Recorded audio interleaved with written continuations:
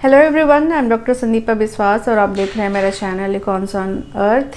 इस वीडियो में मैं बात करने वाली हूँ कमर्शियल बैंक्स का जो महत्व है कृषि वित्त में और कृषि को इम्प्रूव करने में या कृषि क्षेत्र के विकास के लिए वाणिज्यिक बैंकों का जो महत्व है, उनकी जो भागीदारी है, उसे मैं इस वीडियो में उसकी व्याख्या करने वाली हूँ। तो वीडियो में बने रहिएगा, एंड तक ज़रूर देखिएगा। बहुत ही इम्पॉर्टेंट वीडियो होने वाला है, आपके एग्ज़ाम के पर्सपेक्टिव में के लिए बहुत इम्पॉर्टेंट है, ख़ासतौर से बीए फर्स्ट ईयर और third year. BA first year में जो इंडियन इकोनॉमी का पेपर होता है इलाहाबाद यूनिवर्सिटी में, और जो थर्ड ईयर का पॉलिसी का पेपर होता है उसमें भी ये इम्पॉर्टेंट है। इसके अलावा जो तमाम सारे कॉम्पिटिटिव एग्ज़ाम्स होते हैं उसमें भी इस सेक्शन से रिलेटेड काफ़ी सारे क्वेश्चंस बनते हैं। तो वीडियो में बने रहिए लास्ट तक। स्क्रीन पर आप देख सकते हैं agency wise share in total agricultural credit outstanding as on March 31, 2017। तो ये जो डेटा है ये आरबीआई की रिपोर्ट में आरबीआई की रिपोर्ट से ली गई है और ये 2019 में पब्लिश हुआ था। उसके बाद का डेटा मुझे नहीं मिला इस तरह का। तो यहाँ पर आप देख सकते हैं शेड्यूल्ड कमर्शियल बैंक जो है ये ब्लू एरिया से दिखाया गया है और ये 79% है। आरआरबीज का शेयर 5% है, जबकि कोऑपरेटिव बैंक्स का शेयर 15% है और बचे हुए 1% में एमएफआईज का शेयर है। ठीक है, ये institutional agricultural credit agency wise share आप यहाँ पर देख सकते हैं। Scheduled commercial banks contributed the major share 78 to 80% in agriculture and allied credit. Okay, तो यहाँ पर आप क्लियरली देख सकते हैं कि जो कमर्शियल बैंक्स का जो कंट्रीब्यूशन है एग्रीकल्चरल क्रेडिट में वो सबसे ज़्यादा है। इसका ये मतलब है कि जो टोटल क्रेडिट एग्रीकल्चर को मिल रहा है उसमें सबसे ज़्यादा कमर्शियल बैंक्स का रोल है। ठीक है, इसके बाद अगर आप देखें कि कमर्शियल बैंक्स कौन कौन से हैं यहाँ पर आपके देश में, ये रहे। तो ये कमर्शियल बैंक्स है, यहाँ पर आप देख सकते हैं पब्लिक सेक्टर बैंक्स हैं यहाँ पर, जिसमें 12 हैं यहाँ पर। Bank of Baroda, bank of India, bank of Maharashtra, Canara, central bank of India, Indian bank. तो यहाँ पर आप 12 आप वीडियो पॉज करके देख सकते हैं।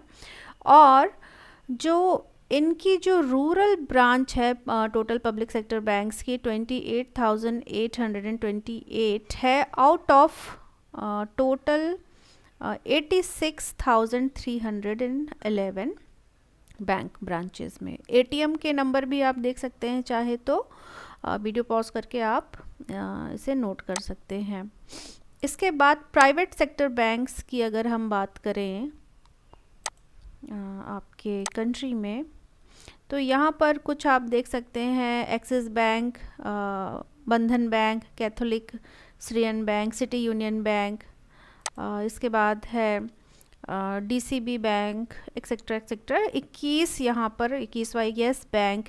ठीक है, तो ये सारे 21 जो है वो प्राइवेट सेक्टर बैंक्स हैं और प्राइवेट सेक्टर के जो ब्रांचेस है वो रूरल एरिया में है आपके 7,431 टोटल है। टोटल नंबर जो रूरल टोटल नंबर जो प्राइवेट सेक्टर के बैंक्स यूनिट्स है उनकी संख्या है 35,791।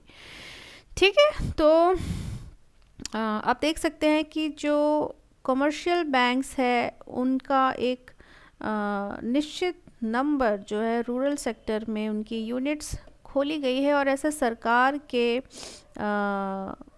पॉलिसी में ये बाकायदा है कि जो कमर्शियल बैंक्स है उनको अपना 18% ऑफ लोन वो कमर्शियल बैंक्स को देना होगा। तो बच्चों, कमर्शियल बैंक्स का जो कंट्रीब्यूशन है एग्रीकल्चरल क्रेडिट में वो पहले बहुत ही कम था। 0.9% देख सकते हैं आप। आज जब हमें आज़ादी शुरू में मिली थी उसके कुछ बाद के वर्षों में कमर्शियल बैंक्स का जो कंट्रीब्यूशन था वो बहुत ही कम था। क्यों? क्योंकि जो मनी लेंडर्स थे उनका कंट्रीब्यूशन बहुत ज़्यादा था और कोऑपरेटिव बैंक्स कुछ काम कर रहे थे, लेकिन वो भी उतने डेवलप नहीं थे। 61-62 में ये और गिर गया, ठीक है, बढ़ा नहीं बल्कि और गिर गया। लेकिन उसके बाद का डेटा सीधे यहाँ पर आपको 2013 12-13 का मिल रहा है और यहाँ पर आप देख सकते हैं कि कमर्शियल बैंक्स का जो कंट्रीब्यूशन है वो एग्रीकल्चरल क्रेडिट में वो 71% तक हो गया। यानी कि एग्रीकल्चरल सेक्टर को जो टोटल क्रेडिट मिलता है डिफरेंट सोर्सेज से, उसमें कमर्शियल बैंक्स का हिस्सा सबसे ज़्यादा है। इवन कमर्शियल बैंक्स जो है वो अपने टोटल क्रेडिट का सिर्फ 18% जो है मैंडेटरी है उसको एग्रीकल्चरल सेक्टर को देना, ठीक है। और 21-22 में ये शेयर आपका 78-80% तक आपको मिलता है, ठीक है। और ये जो लास्ट वाला जो डेटा है वो आरबीआई की रिपोर्ट 2019 की रिपोर्ट से मैंने ली है, ठीक है। अगर number of rural branches of commercial banks की बात करें यहाँ पर, तो 1969 में जो ब्रांचेस है, टोटल ब्रांच कमर्शियल बैंक्स की 8,262 हुआ करती थी, जिसमें से रूरल ब्रांच आपका 1,832 थे, जो कि 22% हुआ करती थी। 2012 में 98,591 टोटल ब्रांचेस में से 36,350 रूरल ब्रांचेस थी, जो कि 36.9% थी। जबकि मार्च एंड 2021 में 1,22,976 टोटल ब्रांचेस की संख्या है, जिसमें कि पब्लिक, प्राइवेट और फॉरेन बैंक्स को मैंने ऐड किया था, क्योंकि ये जो डेटा है ये रॉ डेटा मुझे कहीं मिला नहीं। मैंने जो लिस्ट है ब्रांचेस की, कमर्शियल बैंक्स की लिस्ट है, उससे मैंने ऐड अप किया था और उसमें से जो रूरल ब्रांचेस है वो 36,383 रूरल ब्रांचेस है, जो कि 29.5% आई, ठीक है। ये है आपका पब्लिक बैंक्स का नंबर, ये है प्राइवेट बैंक्स रूरल बैंक्स के नंबर और ये आपके फॉरेन बैंक ब्रांचेस के नंबर्स हैं, ठीक है। इसे भी आप चाहे तो नोट कर सकते हैं इतना डिटेल में, लेकिन ज़रूरत नहीं पड़ेगी आपको लिखने। यहाँ पर आप देख सकते हैं advances of loans by commercial banks to agricultural sector.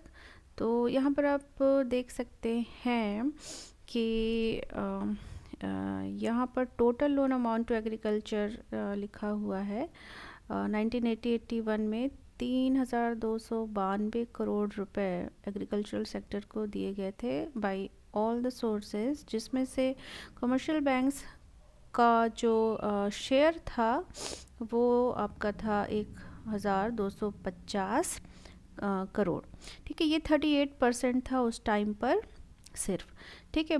12-13 में ये 4,25,159 करोड़ था आउट ऑफ 6,07,375 करोड़, ठीक है। और यहाँ पर देखिए ये 17-18 का फिगर भी आपके सामने है और 20-21 में ये 15,75,398 करोड़ में से 10 से 12 लाख करोड़ रुपए यहाँ पर मैंने लिखा है, बिकॉज एग्जैक्ट परसेंटेज मुझे नहीं मिल पाया था। तो 75 से 80% अगर हम इस फिगर का निकालें तो 10 से 12 लाख करोड़ आएगा।